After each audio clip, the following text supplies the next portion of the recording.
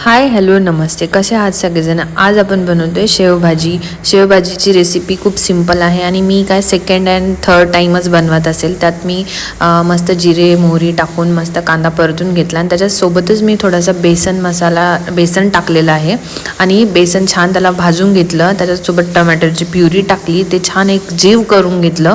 बेसन तुम्ही चांगलं भाजून घ्या आणि व्हिडिओमध्ये मला तितकं दाखवता आलं नाही. त्यासोबतच मी लाल तिखट, थोडासा शेवभाजी मसाला, थोडासा घरचा मसाला, हळद आणि गरम पाणी टाकलेलं आहे. गरम पाण्याने खूप चव येते, मसालाही चांगला भाजलेला जातो आणि भाजी अशी टेस्टी राहते.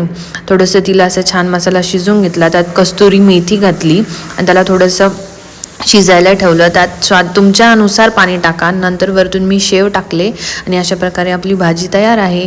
मस्त छान भात केला, पांढरा भात, पोळी आणि शेवभाजी. तुम्हाला कसं वाटलं मला नक्की सांगा. Thank you for watching. Bye bye.